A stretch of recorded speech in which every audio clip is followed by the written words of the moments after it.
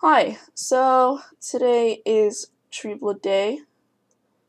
It would be really good if it was True Blood Tuesday, but the fact is, I watch everything. Well, I tried to watch True Blood on Monday after the videos come out. So, True Blood Monday, I guess. So, this week's episode was called Sunset and it was season 5, episode 11. Of course, the penultimate episode.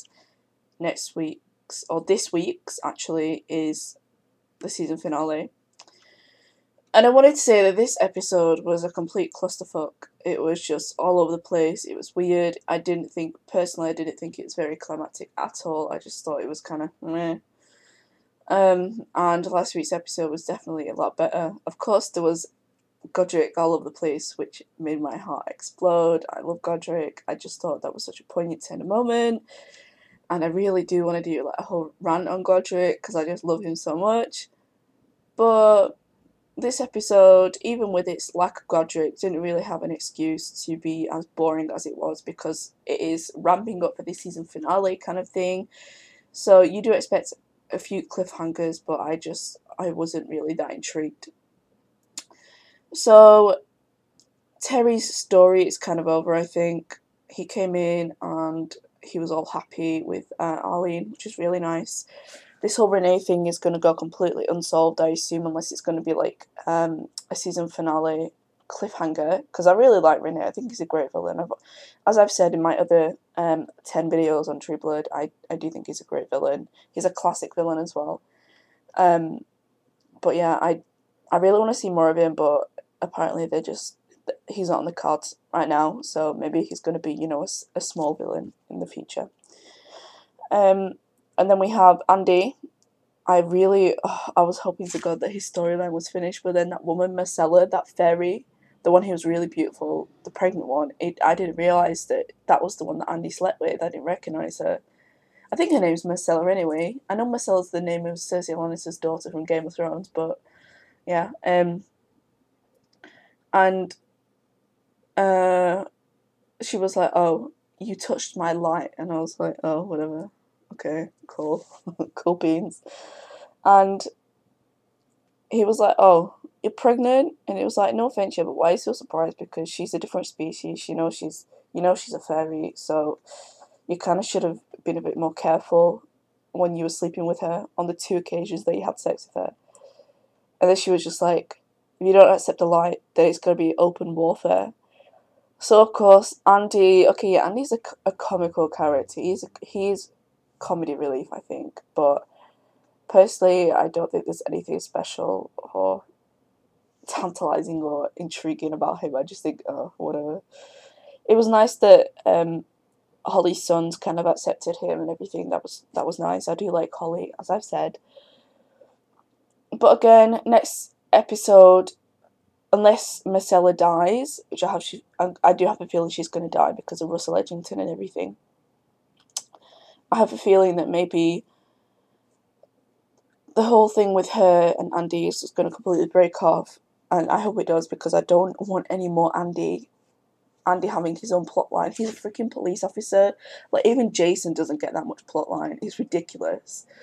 So, yeah, either Marcella is going to die next week or this week, or next season Andy's going to have more story, and I just don't care. I'm going to watch it, of course, because it's True Blood, but yeah, I just don't really care for it.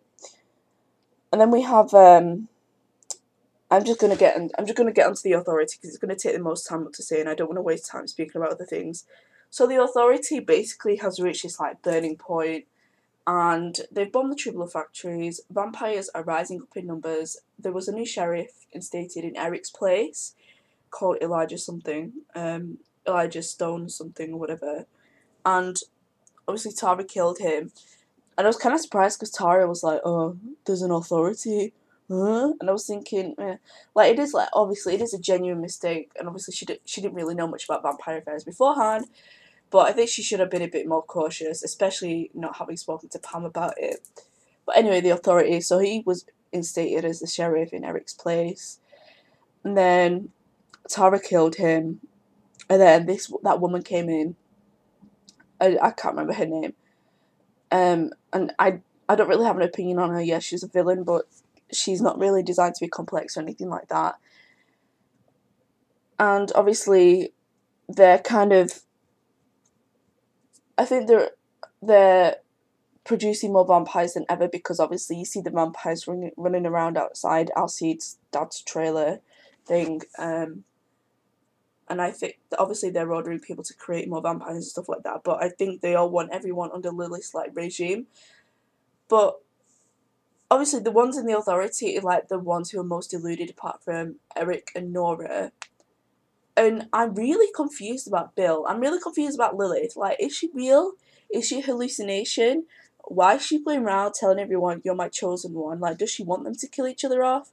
Is it a ploy for her to make all the vampires kill each other off by manipulating them? You know, I kind of, Lily's like a great concept. I think she's a generic concept, but she's an effective one. But as a character, she's really just not compelling at all. She's all she is just a token of evil.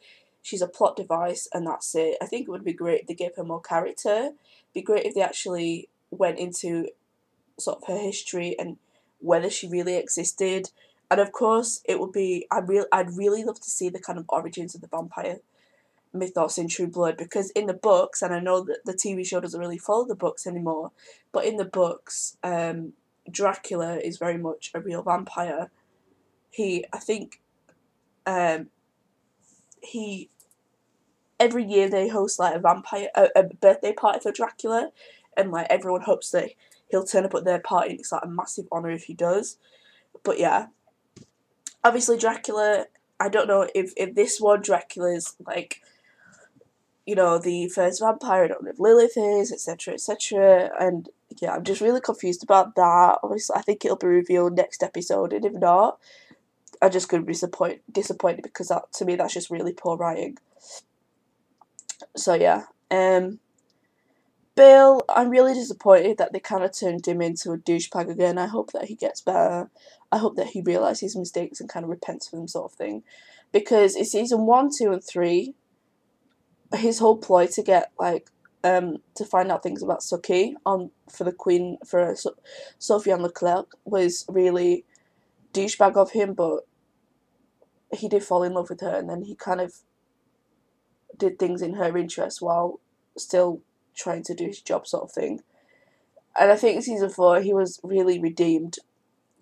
So I liked him in season 4. I think I actually liked him much more than Eric. I'm not like a fangirl of Bill. I'm not really a fangirl of Eric anymore. I'm not interested in them as love interests. I'm interested in their histories and their past and stuff like that, but not when it comes to Sookie. When it comes to Sookie, I just think Sookie ruins men. I just think whoever she gets with is just a horrible relationship. But anyway, the authority. So Bill kills Kibwe. Obviously Kibwe dies, and then I think it's going to be like obviously a battle between Salome and Bill, maybe. Because in the authority, they can't even trust each other, so it's whatever. And then I don't know what they're going to do about the vampire surplus. Maybe there's going to be like a movement amongst the humans, and they're going to kill all these vampires. There's going to be like orders to kill all the vampires, because it's just they need to control the population and stuff like that. And one of the things that I really liked about this episode was the fact they introduced that old guy. I forgot his name, but he was like kind of the human commander sort of thing. And I thought he was a vampire at first, but obviously not. And he was kind of like, you know what, I'm a human. Just because you're a vampire, I'm not going to cower in front of you. This is how it is. I've got absolute power of the situation, etc., etc. And I really like that aspect. They kind of changed it around, and kind of like turned the tables on the sort of idea that vampires are superior creatures. And okay, yeah, physically they're superior, but I think humans mentally and sort of socially are kind of more, and indeed with like being cunning and clever, I think humans definitely match them. Shifters, who could say? um, so yeah, I hope the authority destroys itself, or I hope that it gets rebuilt, but with people who understand mainstreaming. I think a lot of people really didn't like Roman because he was a douche, but I think he had the right ideals in mind, and as much as I might not have agreed with his methods, he understood the importance of mainstreaming. And yeah, and then we have Pam and Pam and Tara. This whole thing next season, I think they're going to be a relationship. Either that or they're going to build up into a relationship, or something's going to happen next episode where Tara comes and rescues Pam or whatever. And I think they're going to end up being together regardless of whatever happens. And I really support it. I love the pairing. It's probably my favourite pairing on the show. It's one of the only pairings on the show that's actually, yeah, I think it's one of very few pairings on the show. So yeah. And I don't want anything to happen to Pam. I don't think anything will happen to Pam. Eric and Nora, I'm really glad that Nora saw the light kind of thing. And it really shows how profound her bond with Godric was, and how deep it was, and how close they were as a sort of family unit. So that was really nice to see. And I was kind of like disappointed. I do like seeing Eric on screen. I like watching him on screen. I'm not overly like, oh, Eric, wow. I don't really care about him in that sense anymore. But I really want to know what happens when him and like Nora fly off. Are they going to go to help someone? Are they going to go and kill off Russell and Steve? Are they going to... I don't know. I don't know what they're going to do. Personally, I would hope that Eric would kind of like do his whole Viking thing and completely go all out war in the name of like Godric and everything like that, what Godric taught him. But I can't really say. So yeah. And then we have Russell and Steve. I like Russell as a character. I think it's good that he wants more than the authority. He's not just a typical authority villain. He's more than that. I think in a sense he's the true. Actually, no, I don't think he's the true villain. I think he just wants fairy blood, whereas all the other vampires in the authority want like human blood and they want to destroy everything. I'm not really overly bothered about what happens to the fairies. I just think they're boring. I don't really care. But yeah, I think Russell. I hope he dies. I really do hope he dies because it's kind of dragging it out. I mean, he's not interesting. He was kind of like built up in season 3, so you know what he's about if you watch that season. His whole thing with Steve, I think it's a bit. Just because they're two gay vampires doesn't mean they necessarily need to be together. And they completely changed Steve's character, I feel. I think he's completely unnatural. And he's just a joke now. But yeah, then you have Jessica and Jason. I felt really sorry for Jessica, actually. I don't really like her as a character. I just think she's a bit of an idiot. She's a bit of a... She just screwed over Hoyt and Jason. She played all the feelings and stuff like that. And, justified it because she's a vampire. But I feel sorry for her. You can genuinely tell, even though she's a bit of a self-involved person, she is genuinely good at heart. She doesn't want to do evil things. She doesn't want her to hurt people. So yeah, I felt sorry for her having to put up with Bill and everything. And honestly, I really thought that Jason was going to be turned into a vampire or something like that. He has like werepanther genes, I think, because in season 3 he was kidnapped by Crystal and the werepanther's a hotshot. That was a whole mess. There was just no repercussions of that whatsoever, even though he was like continually raped for hours on end by so many women. But they didn't obviously address that issue, which is kind of disappointing. But yeah, Jason going off to make war, that was kind of fell flat on his face. I was really surprised, like, why can he be glamoured? Isn't he as much part fairy as Sookie? Strange. Or is it all the fairies are in trouble? I think there's going to be a war between the fairies and Russell. Maybe Russell's going to die at the hand of the fairies. Maybe the fairies are going to die. I don't really care about the fairies, as I've said. Then we have Sam and Luna. Hopefully they're going to get Emma back. Sam's really...